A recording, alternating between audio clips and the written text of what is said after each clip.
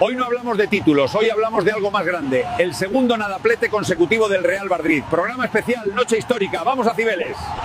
Bueno, chavales, ojo a las imágenes que nos llegan desde Cibeles. La afición celebrando el nadaplete, ambiente absolutamente desatado. El primer equipo que celebra un nadaplete como si fuera un triplete. Esto no lo había visto ni en mis peores resacas. Pero oye, confianza no les falta, eso seguro. Y atención, chavales, el ayuntamiento habría autorizado la construcción de una nueva estatua justo al lado de Cibeles. Nada más y nada menos que del llamado dictador Mbappé. Escena absolutamente surrealista, chavales. El balón de playa junto con Oloa, coronando la nueva estatua del dictador Mbappé. Antes de que llegara no erais más que unos pobres campeones de Champions y Liga. Ahora, en solo 2 años ya tenéis 2 nadapletes gracias a mí. Así que nada, ¡hala yo mismo!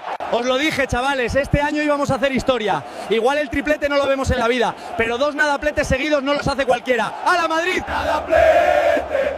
¡Nadaplete! 2 años sin títulos, macho. Gracias Conoloa, gracias Dictador, gracias Balón de Playa. Los amamos, chavales. Ni una alegría deportiva, pero 1000 memes. Première victoire du Barça au Coliseum Alfonso Pérez depuis 2019, les amis. Depuis 2019, rendez-vous compte, le dernier but qui nous fait gagner là-bas un match, je crois, c'est un but de Messi. La dernière fois, je crois qu'on marque là-bas, c'est un but de Koundé la saison dernière. Avant ça, c'était que des 0-0 ou des défaites du Barça.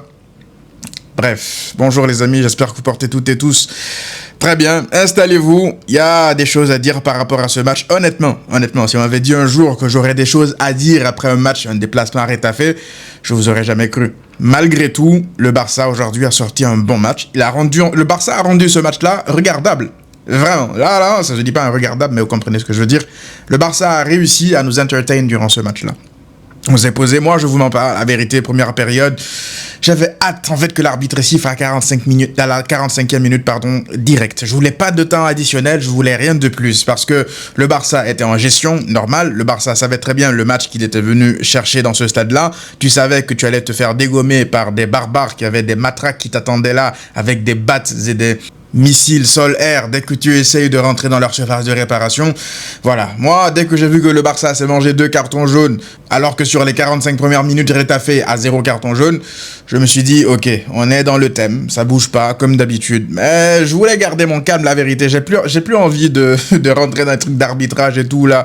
Même si à la fin, un péno sur Casado, ça devient redondant, mais c'est fatigant. Mais pourquoi on en parle à chaque fois? C'est parce qu'à chaque fois, il y a des dingueries, en fait. Bref, aujourd'hui, on parlera pas d'arbitrage, on parlera plus en fait de la prestation du Barça, la vérité. Parce que c'est historique, hein, d'aller gagner là-bas, c'est historique déjà, 11 points d'avance sur le Real Madrid, ça aussi c'est historique. Je sais pas comment ça va se passer d'ici la fin de la saison, je sais pas si le Real va totalement lâcher la Liga là, maintenant qu'ils sont à 11 points derrière, ils savent que c'est totalement mort.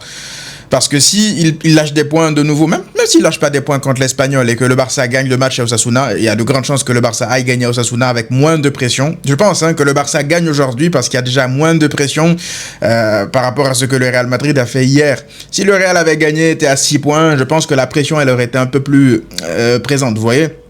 Mais là, t'arrives les mains dans les poches, tu sais que voilà, t'es pas sous pression. Donc c'est plus facile de sortir des performances dans un stade difficile. C'est un peu comme la saison dernière lorsque tu as gagné à Bilbao là-bas, 3-0 il me semble en fin de saison alors que tout était déjà plié.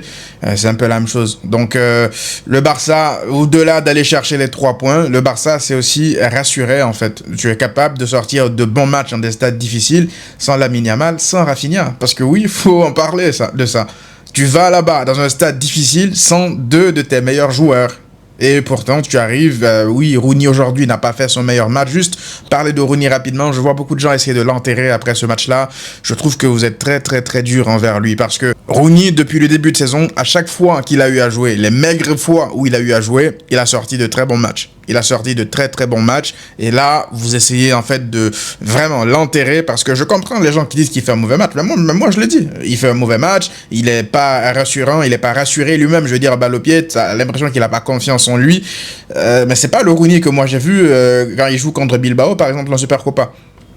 C'est pas le Rooney que j'ai vu contre le Betis à la Cartura. C'est pas le Rooney que j'ai vu dans plein de matchs du Barça où il rentre en jeu. D'accord? Donc là, en plus, l'adversité, il faut en parler parce que c'est très difficile, la vérité, hein, c'est très difficile en règle générale pour les types de joueurs comme lui, là, Rooney, qui sont pas forcément très rapides, très explosifs, très puissants, d'exister en fait face à des équipes comme Retafe, parce qu'ils vont imposer un duel physique constant. L'adversité ne permet pas à des joueurs comme lui d'exister. Mais là, on essaie de lui trouver des excuses. La vérité, c'est qu'il est passé à côté de son match. Moi, je vais pas l'enterrer encore une fois. Je sais ce dont il est capable. Il m'a montré déjà ce dont il est capable. Mauvais match, ok, mais pas au point de dire « Ah, c'est pour ça qu'il méritait moins de temps de jeu ». Là, je trouve que c'est totalement incohérent de dire ça. Parce que si on doit juger des joueurs en fonction d'un mauvais match contre Retafe, chez eux, je pense qu'il y a plein de joueurs du Barça, en fait, durant les dernières années, là, en tout cas, qu'on aurait enterré depuis bien longtemps. Bref, Rooney, moi j'ai toujours confiance en lui. Il aura de toute façon des minutes là d'ici la fin de la saison. Je pense qu'on aura l'occasion de voir beaucoup plus ses qualités. Je m'inquiète pas par rapport à lui. Derrière, tu as une masterclass de Pedri qui reçoit une standing ovation de la part du public de Retafe. Moi, je me posais toujours la question de savoir comment ces gens-là, ce public-là, ils arrivent à kiffer, en fait, de regarder leur équipe-là jouer toute une année de cette manière-là. Parce que ce qu'ils ont proposé aujourd'hui, c'est des coups, ballon long. Des coups encore sur ballon long sur ballon long. C'était ça durant tout le match. Et sur un malentendu, sur un dégagement adverse, sur une mauvaise relance, ils essaient d'en profiter. Parce que, à part les coups de pied arrêtés, les corners et les erreurs de l'adversaire, je vois pas en fait en quoi Retafe, ils ont proposé grand chose. Bref, c'est leur style de jeu, ils en sont là, cette saison je crois ils étaient 6e avant ce match-là, ils étaient 2e du championnat je crois sur les 10 dernières journées, donc c'est une équipe en forme aussi, il faut le dire. Et un joueur qui m'a particulièrement déçu, la vérité, c'est Jules Koundé. Moi, je sais pas pour vous, je l'ai dit, hein, la dernière vidéo, ceux qui l'ont pas vue, allez encore la voir, elle est d'actualité, parce que j'estime que Jules Koundé, c'est pas un latéral droit. Parce que, en fait, jouer latéral droit au Barça, tu peux te débrouiller, vous voyez, comme Araujo, là, il se débrouille, il dépanne latéral droit. Jules Koundé, je pense que c'est un peu la même chose. C'est des joueurs qui peuvent dépanner là, mais ce ne sont pas leurs postes de prédilection. Moi, je préfère Jules Koundé dans l'axe, la vérité. Oui, la dernière fois qu'il a joué dans l'axe, c'était pas fameux, mais ça fait très longtemps qu'il a plus joué à ce poste-là. Donc moi, j'aimerais bien, en fait, que le Barça remette Jules Koundé dans l'axe pour enfin animer ses couloirs. On a vu Cancelo sur la fin de match. Une seule action sur le côté droit, il t'envoie une galette, un caviar sur Casado, qui aurait dû d'ailleurs se transformer soit en but, soit en penalty.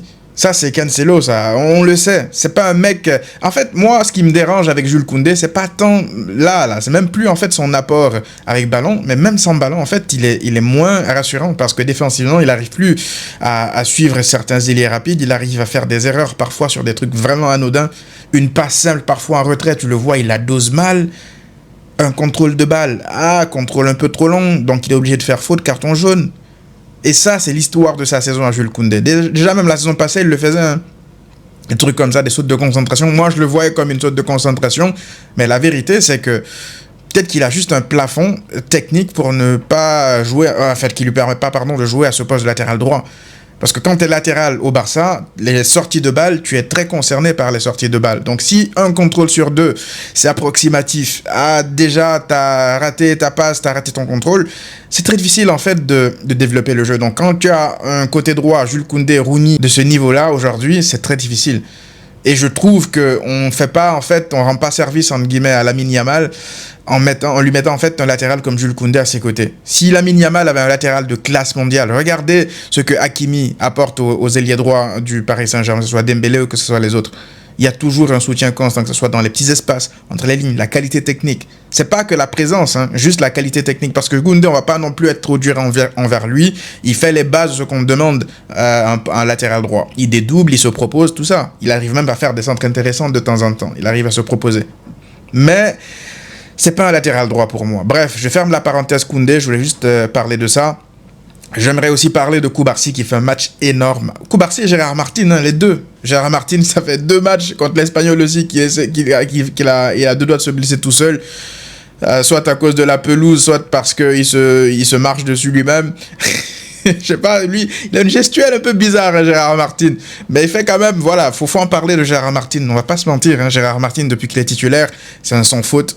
Lui et Cubarsí, ils sont à un niveau individuel vraiment élevé. Cubarsí, le sauvetage qu'il fait, là, Ça m'a rappelé le sauvetage de Inigo Martinez la saison passée, vous vous rappelez, je crois que c'était contre Alaves, lorsqu'il va comme ça faire un tacle désespéré, dernier défenseur, s'il se rate c'est rouge, mais il récupère le ballon. Ça c'était un moment où la Liga en plus était très serrée, et là Cubarsí il te sauve ce but de l'égalisation, juste derrière Marcus Rashford marque. Donc tu vois la réaction de Joan Garcia, il y a beaucoup de joueurs d'ailleurs du Barça qui vont célébrer avec Cubarsí direct parce que c'est lui en gros qui enlève c'est lui en gros qui est le joueur le plus important de la séquence. Après c'est pas non plus pour minimiser ce que Rashford fait une très belle entrée. Hein. Il fait une très belle entrée, son but, le face-à-face. Moi, je le dis, mea culpa, lorsque Fermin a marqué sur la première période, j'ai dit même sur Twitter, si c'est Rashford, peut-être qu'on a le ballon sur Pluton ou sur Uranus ou sur Mars. Parce que plein de fois, durant la saison, il a eu des occasions pareilles, mais il ne sait pas gérer. Là, il rentre en deuxième période, il a un face-à-face et il me fait taire. Je sais pas. Fallait me faire taire contre l'Atlético Madrid Rashford, en fait. C'est ça, moi, c'est ce qui m'énerve.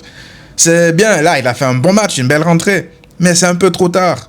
Si tu es passé deuxième, voire troisième dans la hiérarchie des ailiers, lorsque ni Lamine ni Rafinha ne sont pas là, c'est qu'il y a un vrai problème. Ton coach ne te fait plus confiance. Parce que tu l'as abandonné au pire moment de la saison. Parce que si Rashford, il ne cadre, ne serait-ce que juste cadrer de manière vraiment intelligente certaines de ses actions contre l'Atlético Madrid, peut-être que le Barça aujourd'hui est en demi-finale de Ligue des Champions. Après, tu me diras, ça sera contre Arsenal sans Lamine Yamal ni Rafinha, mais quand même, tu serais en demi-finale. Ceux qui ratent face à l'Atlético Madrid, là aussi raté plein de face-à-face durant la saison. Là, quand il y a moins de pression, c'est bien. Rashford, je l'ai déjà dit, c'est pas un mauvais joueur. Mais le problème, c'est que pour les standards du Barça, lorsque ça va compter le plus, lorsqu'il y aura beaucoup plus de pression, c'est pas un joueur sur qui, en fait, je vais mettre ma confiance. Donc aujourd'hui, il fait une belle rentrée, des gestes de classe, des talonnades, des ailes de pigeon pour récupérer des dribbles par-ci par-là. Il allait sur le côté droit, peut-être on aurait dû beaucoup plus le voir aussi sur ce côté-là.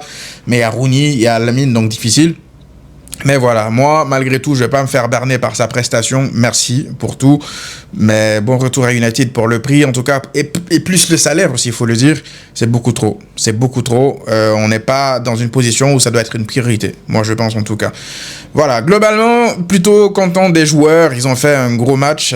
Dani Olmo a été très intéressant. Lewandowski aussi. Il a été très bon. Je pense que voilà, il va partir, hein, il va pas rester. Ça ressemble beaucoup plus à des matchs d'adieu qu'autre chose. Ouais. Globalement, un bon match. 11 points du Real Madrid. Moi, je pense que même si le Barça gagne la Liga avant le Classico, il n'y aura pas de passillo. Hein. Oubliez, le Real, on l'a vu, ils savent non seulement pas gagner, mais ils savent pas non plus perdre non plus. Donc, si vous vous attendez à un passillo, oubliez. Donc, je pense que le Barça a fait le boulot. Osasuna, ça devrait être beaucoup plus tranquille aussi que si c'était un déplacement, je veux dire, périlleux avec de la pression. Donc voilà, ils se sont rendu la tâche beaucoup plus facile. Et faut valoriser ça, encore une fois, les gars. Faut valoriser ça. Lorsque le Barça va gagner des Ligas, faut le valoriser. Ce n'est pas rien. Ce n'est pas facile de gagner des Ligas. Dans une Liga où tu sais que tu as un adversaire comme le Real Madrid, tu sais que même lorsqu'ils sont pas bons, en règle générale, ils s'en sortent soit par un penalty à la 93e, 16e minute, soit par un but dévié, contré à la dernière seconde, soit par des parades de fou de Courtois, soit par des aides arbitrales, on le sait. Mais bon, là, on va plutôt savourer. C'est pas encore officiellement mathématiquement terminé, mais c'est tout comme. Donc là, on va beaucoup plus maintenant décompresser, se focaliser sur la saison prochaine. Hein. Moi, je pense que la saison prochaine, c'est maintenant qu'il faut commencer à la préparer. Commencer à tenter des choses. Je l'ai dit dans la dernière vidéo. Ceux qui ne l'ont pas vu, allez la revoir. Cancelo, faut le tenter à droite.